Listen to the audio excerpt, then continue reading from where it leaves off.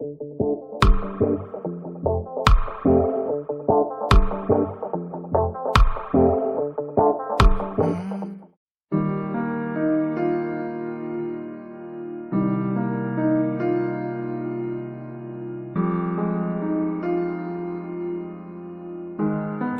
adalah gangguan suasana hati yang cukup umum, namun serius.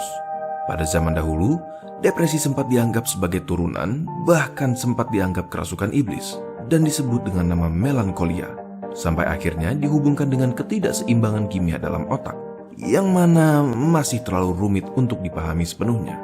Ketidakseimbangan happy neurotransmitter seperti dopamin, serotonin, dan lain-lain menyebabkan kita bereaksi negatif atau berperilaku menurun seperti merasa kesepian atau menangis. Pada tahun 2019, hal ini terjadi pada 15,6 juta penduduk Indonesia.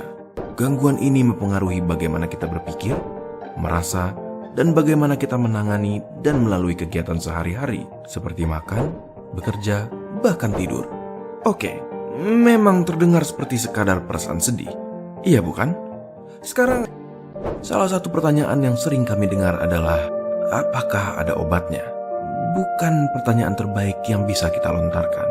Memang terdapat kecurigaan terhadap kekurangan happy neurotransmitter yang diduga menyebabkan negative symptoms atau gejala negatif yang menggambarkan seseorang bereaksi buruk atau berperilaku menurun seperti menangis, merasa kesepian, dan lain-lainnya. Beberapa obat pun diberikan dengan tujuan meningkatkan beberapa neurotransmitter tersebut.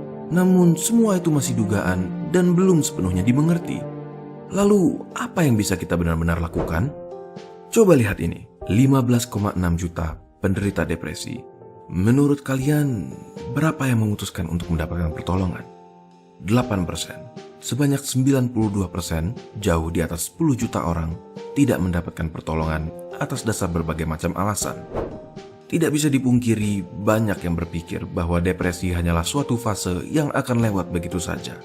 Yang perlu kita mengerti adalah bahwa depresi merupakan suatu gangguan kesehatan jiwa yang bisa mengancam nyawa.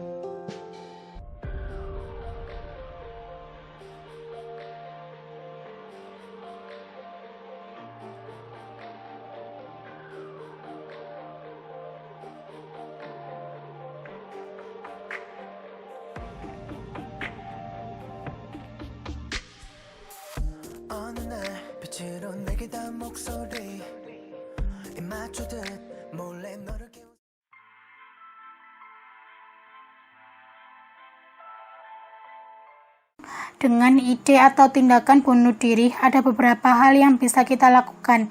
Yang pertama, kita lakukan asesmen awal dulu. Kenapa dia bisa melakukan ide atau tindakan itu? Asesmen awal itu bisa wawancara dengan pasien, pemeriksaan psikiatri, kemudian pemeriksaan fisik, dan pemeriksaan penunjang.